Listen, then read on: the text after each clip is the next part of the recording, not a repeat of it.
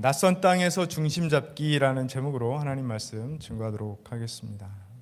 지금 미국이 참 어지럽습니다. 여러 가지 이유로 양극단으로 나뉘어서 분노하는 사람들이 서로를 정죄하고 판단하고 그래서 갈등이 거세게 고조되고 있는 그런 가운데 있습니다.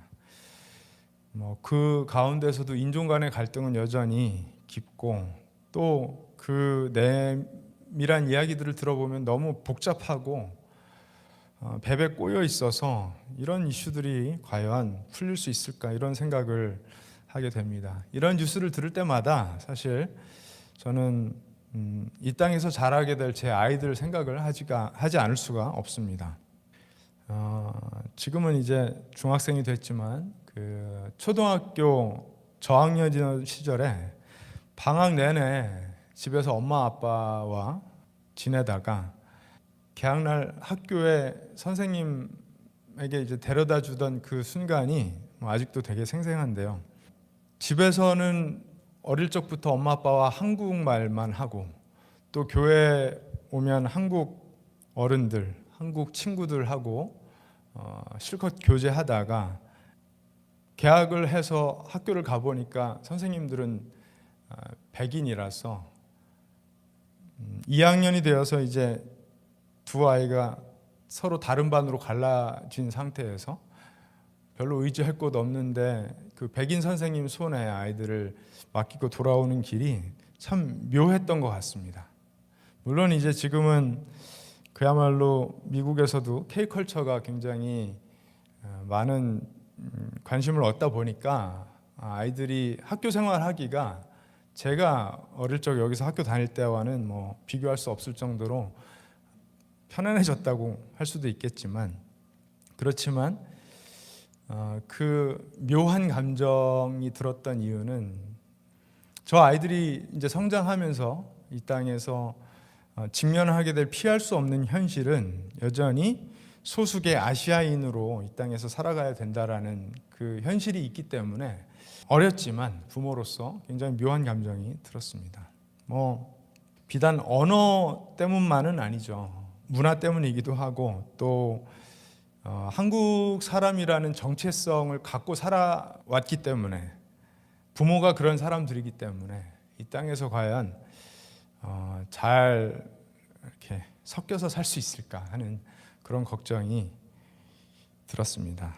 그런 걱정이 더 들었던 것은 제가 어렸을 때 굉장히 소심한 아이였기 때문에 그런데 유치원을 가거나 태권도 학원에 가면 구석에 앉아서 말 한마디 제대로 못하던 그런 아이였기 때문에 커가면서 어머니의 등살에 못 이겨서 또는 학교에서 사람 구실하면서 살아야 되니까 일종의 그 방어 기제 같은 거라고 하죠. 이제 디펜스 메커니즘이 더 외부로 적극적으로 드러난 케이스였다라고 저는 생각을 하는데 그런데 이제 그런 그 자연적인 성향을 가지고 미국에 오니까 미국에 와서 그런 경향성이 조금 더 드러났던 것 같습니다. 사람들이 다 눈치는 못 채지만 마음속 깊은 곳에는 언제나 내가 속한 곳은 여기가 아닌데 라는 생각이 계속해서 있었던 것 같습니다. 그런데 미국의 소수의 아시아인으로 살아가기 때문에 한국 사람으로 살아가기 때문에만 느끼는 감정은 아니라고 생각을 합니다.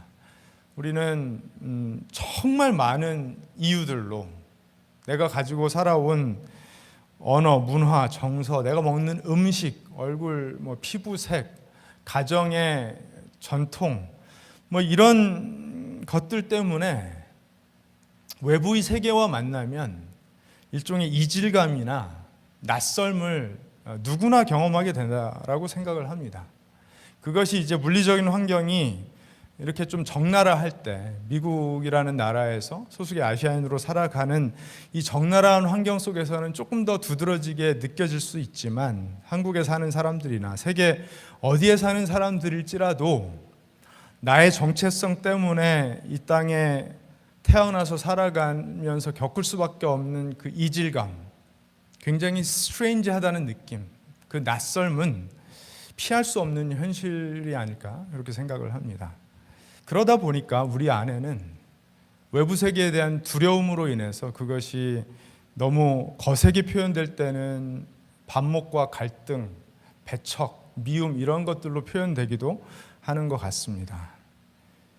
이건 어제 오늘 이야기가 아니라 인류가 존재해 온 이상 인류의 역사와 함께 했었던 그런 인류의 한 측면이라고 볼 수 있는데, 요즘 들어서는 이제 캔슬 컬처라고 하죠. 그래서 SNS에서 내 마음에 들지 않는 말을 하는 사람들은 그냥 차단해버리면 되니까, 대화 차단해버리고 계정 차단해버리면 그 사람이랑 교류가 끝나버리는 그런 시절이기 때문에, 또는 SNS에서 만나지 않은 사람들이라 할지라도 내 삶에서 연락을 단절시켜버리고 지워버리는 그런 문화가 되게 보편적인 시절을 우리가 살고 있기 때문에, 지금 이 시기는 누가 뭐라고 해도 굉장히 갈등이 심한 그런 시대라고 할 수 있습니다. 그런데 놀랍게도 2000년 전 막 태동하던 교회 안에도 그런 비슷한 문제가 있었습니다. 이것은 인류 사회가 보편적으로 경험하는 문제일 뿐만 아니라 교회라는 공동체를 영적으로 흔드는 그런 문제이기도 했습니다.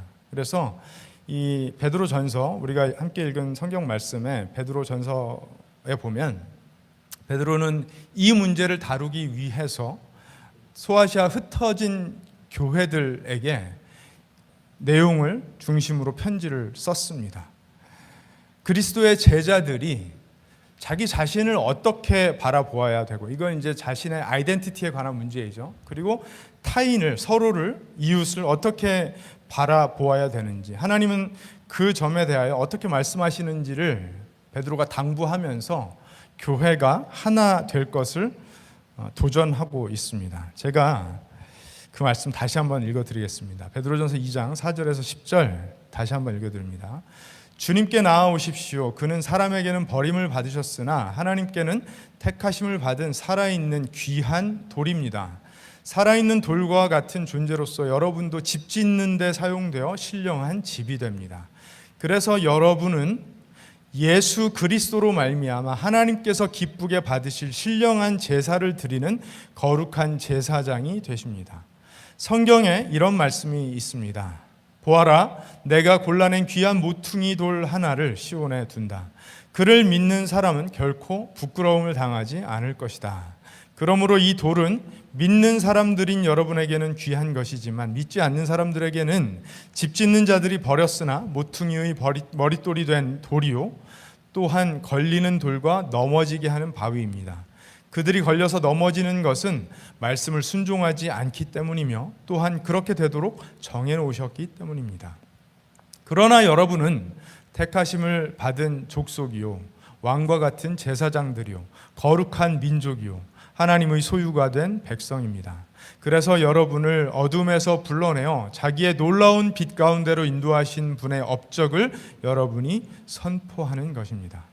여러분이 전에는 하나님의 백성이 아니었으나 지금은 하나님의 백성이요, 전에는 자비를 입지 못한 사람이었으나 지금은 자비를 입은 사람입니다.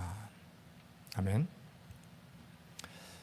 이 편지가 전해진 곳은 그 당시에 소아시아 지역, 그러니까 지금의 터키 지역이었는데, 이 교회들은 이제 이미 바울의 선교를 통해서 세워졌던 터였죠. 그런데 그 교회들을 이루고 있었던 성도들에게 베드로는 이렇게 부릅니다. 1장 1절 말씀에 보면 흩어져 사는 나그네들이라고 부릅니다.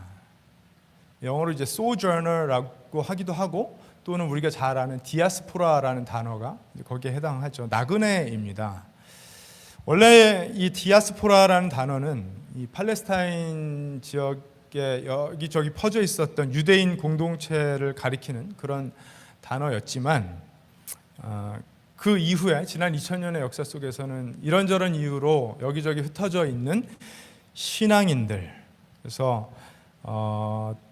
사실 저 같은 사람은 이제 한국에서 미국으로 온 한국인 디아스포라라고 할 수도 있지만, 또 전 세계에 퍼져 있는 우리 크리스찬 디아스포라들이 있다라고 할 수 있죠. 그렇죠? 그런데 본질적으로 보면 우리의 정체성은 이 땅에서 나그네라는 정체성이 딱 맞습니다. 왜냐하면 하나님 나라라는 본향을 둔 사람들이 이 땅에 지나가는 삶을 살고 있기 때문에 그 나그네라는 정체성이 딱 맞는데, 사실 나그네처럼 사는 것이 쉽지가 않습니다. 왜냐하면 그렇게 사는 것은 굉장히 불안하고 두려운 삶이기 때문에 그렇습니다. 나그네들은 내일이 보장되지 않은 삶을 살죠. 여기저기 떠돌아다니는 삶을 삽니다. 이 땅에 어딘가에 정착해서 자신의 왕국을 세우는 그런 삶을 살기 어렵습니다. 살 수 없습니다. 그런데 우리는 기본적으로 두려움이 있는 사람들이기 때문에 이 땅 어딘가에 잘 정착해서 나의 터전을 세우고 나의 삶을 업적 삼아서 견고한 왕국을 세우고 싶은 사람들이거든요. 그걸 의지해서 살아가고 싶고, 그걸 나의 생계 삼고 싶기도 하고, 그걸 나의 미래의 자산 삼고 싶기도 합니다. 그래서 은밀하게 잘 드러나지는 않지만 자신만의 왕국들을 세워가는 것이 우리네 삶인데, 그런 삶은 사실 어떻게 보면 나그네의 삶이라는 정체성과는 괴리가 있는 그런 삶의 모습이라고 할 수가 있습니다. 그런데 바로 그런 이유 때문에 교회 안에서 여러 파벌로 나뉘어서 싸우고 다투고 갈라져 있던 크리스찬들에게 베드로가 이야기하는 거예요. 여러분들 디아스포라인데, 그것은 여러분들이 단순히 이 소아시아적 여기저기 흩어져 있기 때문만은 아니고 우리의 근본적인 정체성이 디아스포라입니다. 이렇게 그들을 부르면서 시작하는 것입니다. 복음 안에서 교회를 이루는 성도들은 사실 하나가 된다라고 이야기를 하지만, 여러분 근데 현실 교회 안에서는 어떻습니까?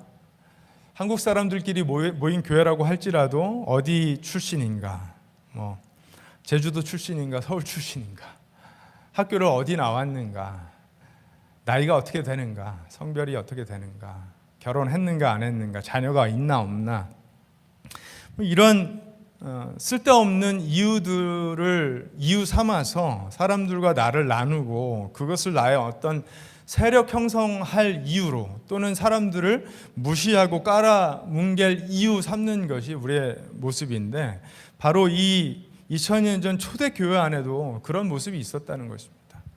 현대교회들이 그렇게 닮고 싶어하는, 우리 다 초대교회로 돌아가야 된다라고들 이야기를 하는데, 바로 그 초대교회 안에 그런 나님이 있었기 때문에 베드로가 이런 편지를 쓰고 있는 거예요. 유대인들 중에서는요, 사도행전에 기록된 대로 히브리파 과부들, 또 헬라파 과부들로 나뉘어져 있었고, 그 가운데서는 이제 할레파, 비할레파로 또 나뉘어져 있었고, 그래서 출신과 문화, 언어와 습관 이런 것들을 쪼개면서 나누고 나뉘는 그런 일들이 있었던 것입니다. 우리와 별반 다르지 않죠. 심지어는 고기를 먹는가 고기를 먹지 않는가 이런 걸로도 나누기도 하죠. 누구의 생활 방식이 더 옳은가, 운동을 하는 사람인가 안 하는 사람인가, 이런 걸로 나와 타인을 구별하는 그런 일들도 지금 있습니다. 그런데 베드로는 그 교회를 향해서 이렇게 말합니다. 사람들에게 버림을 받으셨으나 하나님께는 택하심을 받은 산돌이신 리빙스톤이신 예수님께 나오라. 그러면서 그 예수님은 세상에서 어떤 존재였다라고 말하냐 하면, 세상으로부터 버림받은 돌, 세상에게는 이질적인 존재였다라고 예수님을 표현합니다. 세상에서는 버림받은 돌이었지만 하나님께서는 그 귀하게 택하셔서 하나님의 지부의 모퉁이 돌 삼으신 예수 그리스도께로 나오라고 이야기하고 있습니다. 예수님이 이질적이셨다, 굉장히 스트레인지한 분이셨다라는 점은 우리가 다 잘 알고 있습니다.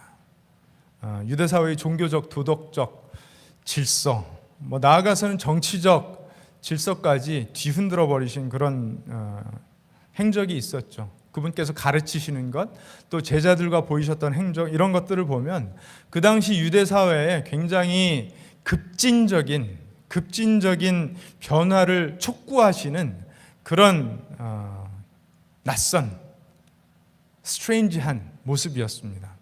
사람들은 율법에 대하여 어떻게 생각하고 있었죠? 보편적으로 율법을 행위적으로 지켜내는 것이 의로워지는 길이라고 여기고 있었습니다. 밥 먹기 전에 손을 씻었는가 안 씻었는가. 그런데 예수님께서 뭐라고 말씀하셨죠? 그게 중요한 게 아니라 너희들의 마음이 깨끗한가가 중요한 것이다. 하나님께서 율법을 주신 것은 그 율법을 규율 삼아서 사람들을 정죄하고 판단하고 깎아내리려는 것이 아니라 사람을 살리는 데 있었다라는 점을 계속해서 선포하세요. 그래서 안식일에 병자를 고치시고 부정한 자들과 식사하시기를 주저하지 않으시고 제자들과도 율법을 파괴하는 것 같은 모습을 계속해서 보이십니다. 그런데 예수님의 그런 가르침과 행위들은 율법을 파괴하려는 것이 아니라 오히려 율법을 완벽하게, 그러니까 하나님께서 법을 주신 그 법정신, 법에 담긴 하나님의 의도까지 철저하게 구별하여 지켜내는 율법의 완성이었다라는 사실을 우리가 나중에 말씀으로 이제 깨닫게 되죠. 권력과 서열, 힘이 지배하던 시대에 섬기는 자가 큰 자라고 말씀을 하십니다. 그러면서 집안의 종들 중에 가장 낮은 계급의 종들이 하는 손님의 발을 씻겨주는 그 일을 제자들을 위해서 친히 행하십니다. 이건 당시 유대 사회가 유지하고 있었던 사회 통념적인 사회상규라고 하죠. 위계 질서 같은 것들을 완전히 뒤엎어버리는 그런 파격적인 일이었고 급진적인 일이었습니다. 비본질적인 것에 완전히 매여서 하나님께서 추구하며 살라고 주신 율법의 그 정신은 외면한 채, 아니 알려고 하지도 못한 채 살아가고 있던 사람들에게 그 비본질적인 일들을 이제 버리고 율법이 가르치는 그 본심을 회복하라고 가르쳐 주셨습니다. 너무 낯선 이야기예요, 사실. 그런 낯선 예수님의 모습은 지금 우리에게 낯설게 다가올 때도 많이 있습니다. 우리도 한국 사람들로서 오랜 시간 동안, 수십 년 동안 갖고 살아온 것들이 있습니다. 덕목이라고 여기는 것들이 있습니다. 전통과 사회상규, 예의범절 뭐 이런 것들이 있습니다. 다른 사람을 바라보는 시선, 눈초리 이런 것들이 있습니다. 미국에 사는 사람들에게도 그런 것들이 있습니다. 백인들은 백인들끼리 편한 삶을 살았고 한국에 사는 한국 사람들은 한국 사람들끼리 편한 삶을 살았는데 이제는 세계 사람들과 많이 섞여서 그 이질감을 극복하면서 살아야 됩니다. 그 낯설고 스트레인지한 느낌을 불편한데도 불구하고 그 불편을 극복하면서 살아가야 합니다. 왜냐하면 하나님께서 의도하신 세상은 그런 세상이었기 때문에 그렇습니다. 그런데 그 불편한 것들을 참아낼 수 없는 사람들이 있었죠. 예수님 주변에 그런 사람들이 있었는데 그들의 불편은 나아가 시기와 분노로 변했고 음모로 변했고 예수님을 십자가에 다는 죄로 결론 지어졌습니다. 그런데 하나님은 그 낯설고 이상한 머릿돌을 생명의 돌 삼으셔서 하나님의 집 전체를 세우시는데 근간이 되는 모퉁이 돌 삼으셨던 것입니다. 그러면서 베드로는 그리스도의 제자들, 즉 교회에게 이렇게 이야기합니다. 여러분은 택하심을 받은 족속이요 왕 같은 제사장들이요 거룩한 민족이요 하나님의 소유가 된 백성입니다. 이제 교회에서 자주 암송하고 서로에게 많이 들려주는 찬양에도 있는 그런 가사이기도 한데 듣기만 해도 뭐 기분이 좋아지기도 하고 또 가슴이 웅장해지기도 하는 그런 표현들인데 그런데 서로를 기분 좋게 해주는 타이틀 정도로 소비될 표현들은 아니라고 생각을 합니다. 이것은 그리스도 안에서 완전하게 새로워진 우리의 하나의 정체성을 표현하는 말들입니다. 제가 저희 아이들에게도 자주 해주는 이야기인데 세상 사람들은 자신의 왕국을 건설하기 위하여 어린 시절부터 성인이 될 때까지 자신의 목에 아주 비싼 프라이스 태그를 달기 위하여 부단한 노력을 합니다. 저도 그렇게 살았습니다. 한국에서 초중 고등학교 다니면서 공부를 열심히 해야 되는 이유는 나중에 좋은 사람, 성공한 사람 되기 위해서인데, 그 사회에서 이야기하는 결국 성공한 사람이라는 것은 목에 더 비싼 프라이스 태그가 달리는 삶입니다. 고급 백화점에 가면 쭉 진열되어 있는 의류나 여러 가지 상품들 다 프라이스 태그가 붙어 있는데, 더 고급 백화점에 가면 더 고급진 물건들이 비싼 프라이스 태그를 달고 전시되어 있는 것을 볼 수가 있는데, 우리는 세상이라는 마켓에 우리의 상품성, 상품 가치를 그런 식으로 전시해서 더 비싼 프라이스 태그로, 가격으로, 가치로 거래되는 삶을 살기 위해 부단한 노력을 했습니다. 그것이 나를 지켜줄 거라고 생각하고, 그것이 나의 안위가 될 거라고 생각하고, 그것이 나의 노후가 될 거라고 생각하기 때문에 그렇게 사는데, 현실적인 측면으로 볼 때 맞죠? 그렇기도 합니다. 그렇게 열심히 살아야 먹고 살 수 있는 세상이 맞습니다. 그런데 그것이 우리의 정체가 되면, 그것이 우리의 정체성이 되면, 하나님이 우리 삶에 담아놓으신 의미를 충만하게 체감하면서 누리면서 살기는 좀 어렵습니다. 하나님은 우리를 더 비싼 프라이스 태그를 달기 위해 사는 삶이 아니라 이미 하나님께서 완전하게 용납해 주신 왕과 같은 제사장의 삶으로, 택함받은 족속의 삶으로, 하나님의 소유가 된 백성의 삶으로 살라고 우리를 불러주신 거잖아요. 그래서 우리는 하나님께 용납되기 위하여, 즉 비싼 프라이스 태그를 달기 위해서 사는 삶이 아니라 이미 가장 비싼 프라이스 태그를 우리에게 달아주신 하나님께 용납됐기 때문에 그 하나님의 사랑 안에서, 아름다우심 안에서 내가 추구해야 될 일들, 내가 추구하고 싶은 일들을 마음껏 하며 살아가도 괜찮다고 베드로는 이야기하고 있는 것입니다. 어둠에서 우리를 빛으로 불러주셨다라고 베드로가 이야기하는데, 이건 막 범죄를 저지르다가 이제는 길에 휴지도 버리지 않는 아주 도덕성이 좋은 그런 사람이 되었다라는 뜻이 아니라, 나에게 중독되어서 나를 세상에 팔아보겠다고, 나의 왕국을 만들어 보겠다고 그 프라이스 태그를 위해서 살던 그 어두운 삶에서 벗어나서 이제 빛 대신 하나님께서 열어주신 그 인생의 아름다움 안으로 들어오라는 초대의 말씀이라고 저는 믿습니다. 왕 같은 제사장, 그의 소유된 백성, 하나님의 거룩한 나라, 이와 같은 어마어마한 호칭으로 우리를 불러주시는 것은 우리 그리스도인들이 가진 대단한 특권, 그것을 의미하기도 하죠. 하나님 나라의 왕 같은 사람이 되었다라는 것은 어마어마한 특권입니다. 온 세상의 주인이시오 만왕의 왕이신 하나님과 연결이 되어서 언제나 그분 앞에 나아갈 수 있는 그 특권을 얻게 되었다라는 것은 우리에게 너무나 대단한 일이죠. 선물입니다. 그런데 그 표현은 그런 대단한 특권을 의미할 뿐만 아니라 우리가 막중한 책임을 가진 사람들이 되었다라는 것을 의미하기도 합니다. 왜냐하면 빛 가운데로 나왔다라는 것은 하나님께서 우리에게 보여주신 하나님의 그 아름다우심, 그 사랑, 진리, 즉 하나님의 아름다운 덕을 세상에 증거하는 통로의 삶을 반드시 살아야 된다는 것을 의미하기 때문에 굉장한 책임이 뒤따르는 삶을 의미하기도 합니다.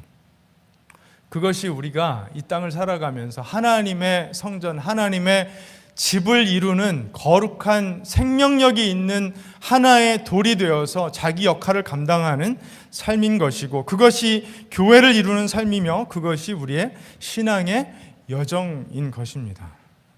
하나님의 자비를 입은 자들로서 그 자비를 세상에 전하는 사명자들이라는 자신의 정체성을 올바르게 바라볼 수 있어야 하나님께서 의도하신 삶을 멋지게 살아낼 수 있습니다. 그런데 프라이스 태그에 연연하다 보면 그런 삶을 살기가 너무 어렵습니다.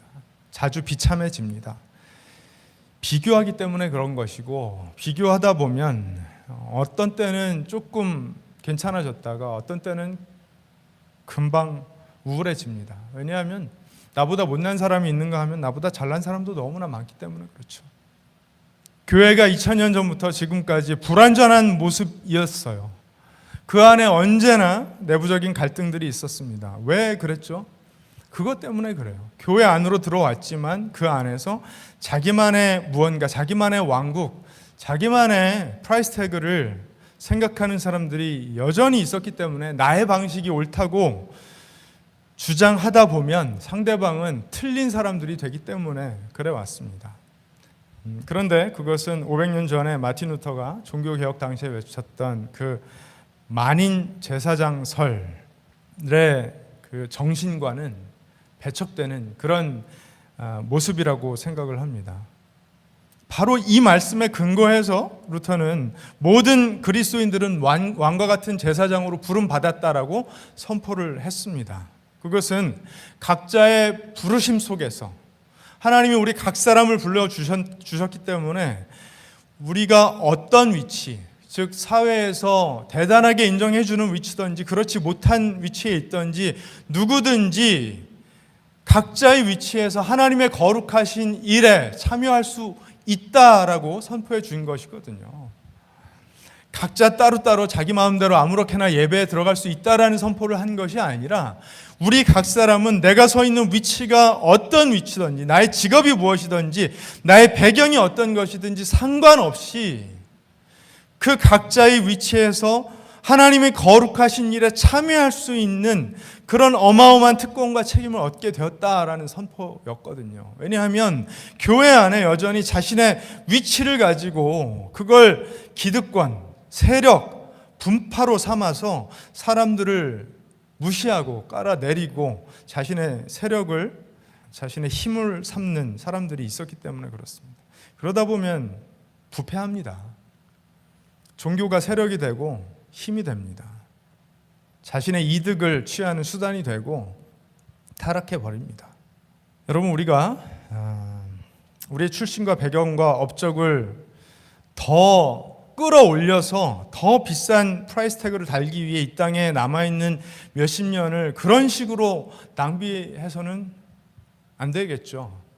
물론 먹고 살기 위해서 가정을 이루고 자식을 키우고 그러면서 마땅히 감당해야 될 책임들이 있습니다. 사실 저처럼 이제 돈 제대로 못 버는 아빠나 남편은 책임을 다하지 못하는 사람인 거죠. 그거는 바람직하지 않고 이 땅에서 우리가 해야 될 책임을 다 해야 되지만, 그러나 사람들이 인정해주는 그 프라이스 태그를 더 부풀리기 위해서 그것 때문에 아둥바둥 한다면 하나님께서 우리를 불러주신 그 소명에 너무 부끄러워지는 삶이 아닐까, 그렇게 생각을 합니다. 하나님은 우리를 하나님의 거룩하신 아름다운 덕을 선포하도록 하시기 위해서 우리를 불러주셨습니다. 아멘이시죠? 그 아름답고 위대한 일을 위해서 부르셨어요. 유대인들 자신들이 얼마나 대단하게 믿음의 전통을 세워왔는지와 상관이 없이 이제 그리스도 예수 안에서 하나 되었다라고 베드로가 이야기합니다. 바로 자기 자신도 그러한 유대인으로서의 전통 때문에 바울에게 핀잔드는 사람이 아닙니까? 그걸 씻어내고 벗어버리기가 너무 어려웠기 때문에 이런 말을 하고 있다라고 저는 생각을 해요. 우리는 그렇게 고집스러운 존재들이에요. 그래서 나의 정체성, 내가 자랑거리 삼고 내가 대단하다고 여기고 나의 프라이스 태그 삼는 그 정체성을 이제 씻어버리고 우리는 그리스도 예수 안에서 하나가 되어 하나님의 택하신 족속으로, 거룩한 백성으로, 거룩한 나라로, 왕같은 제사장들로 부르심을 받았기 때문에 이제는 다른 삶을 삽시다. 베드로가 그렇게 도전하고 있는 것입니다. 그런데 안타깝게도 서두에 말씀드린 것처럼 지금 우리가 살아가는 시대는 서로 반목하고 갈등하는, 그걸 대놓고 하는 시절로 들어가고 있습니다. 소위 이제 2차 대전 이후에 평화로웠던 시대, 그러니까 사람들이 일부러라도 조심스러워서 평화를 추구하던 시대가 저무는 것 아닌가 하는 그런 느낌이 드는 시절을 우리가 살아가고 있는데, 그럴 때일수록 그 나의 두려움 때문에 사람들은 나에게 이득이 되는 쪽으로 편을 먹습니다. 편을 먹는 이유는 나의 신념과 동의하는 사람들과 편을 먹어야 내 세력이 커지기 때문이거든요. 그건 결국은 나를 키우기 위한 이기적인 수단인 것인데, 그런 사람들이 많아질수록 교회 안에도 그 이유 때문에 반목하고 편을 가른 사람들이 나타날 거라고 생각합니다. 정치적으로 진보인지 보수인지 이것 때문에 교회 안에서조차도 목소리를 높인다면 우리는 그리스도의 복음 앞에 부끄러운 사람들이 될 수밖에 없다라고 생각을 합니다. 그래서 사람들은요, 자전거 바퀴를 계속 돌려야 쓰러지지 않는다, 멈추지 않으면 결국 넘어지지 않는다, 이런 이야기를 해가면서 우리가 내가 살아오던 삶을 부단히 열심히 살아내야 중심을 잃지 않는다, 그런 식으로 이야기를 하는데 여러분 그런가요?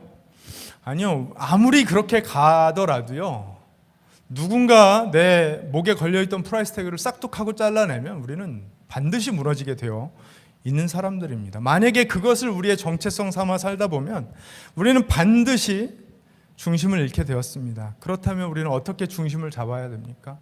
나그네처럼 이 땅을 살아가면서 모든 것이 다 낯설고 변해가는 시절도 낯설고 사람들이 외치는 사조도 낯설게 들리고 불편하게 들리는데 그 안에서도 중심이 흔들리지 않고 단단하게 서 있으려면 무엇을 우리의 정체 삼아야 될까요? 베드로가 이야기하고 있는 것처럼 하나님께서 불러주신 바, 왕같은 제사장, 하나님의 구별된 백성, 그분의 소유된 백성으로서의 중심을 잡고 있어야 환경과 상황이 바뀌어도 내가 누구인지에 대하여 혼란하지 않을 수 있다는 것입니다. 그래야 심플해집니다. 복잡한 세상에서 내가 누구 비위를 맞추어야 안전하게 살 수 있을까를 고민하다 보면 인생이 굉장히 복잡해지고 혼란스러워집니다. 그러나 세상이 그렇게 혼란해도 그리스도 예수께서 불러주신 부르신 바대로의 중심을 잃지 않으면, 그래 나는 하나님께서 불러주신 빛으로의 삶을 살아야지라는 아주 간단하고 단순한 그런 정체성에 우리를 건다면 삶이 단순해지고요, 우리가 나아가야 될 바가 분명해지고 우리의 삶이 하나님 보시기에 아름다운 삶이 될 수 있다고 믿습니다. 세상 사람들이 보기에는 참 불안전하죠. 저 사람 저 나이가 되도록 제대로 갖춘 것도 없이 왜 저렇게 불안해 보여, 정처 없이 떠도는 것 같아 보여, 도대체 뭘 믿고 사는 거야, 이런 소리를 들을지언정 하나님께는 분명히 하나님의 자녀로서 빛 가운데 쓰임받는 사람들이 될 수 있다라고 믿습니다. 아마 지금부터 우리 죽는 그 순간까지 세상은 굉장히 낯선 모양으로 변해갈 것 같아요.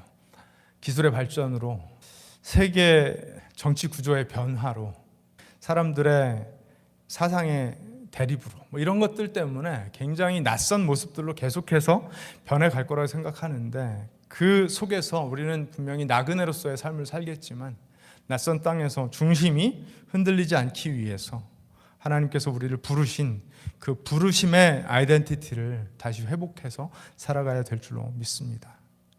그렇게 한다면 우리의 삶은 그리스도의 아름다운 덕을 세상에 드러내는 살아있는 제사의 삶, 하나님의 빛을 전하는 나그네의 삶이 될 것입니다. 오늘 2장 9절의 말씀을 다시 한번 제가 읽어드리고 말씀 마치겠습니다. 그러나 여러분은 택하심을 받은 족속이요 왕과 같은 제사장들이요 거룩한 민족이요 하나님의 소유가 된 백성입니다. 그래서 여러분을 어둠에서 불러내어 자기의 놀라운 빛 가운데로 인도하신 분의 업적을 여러분이 선포하는 것입니다. 아멘. 기도하겠습니다.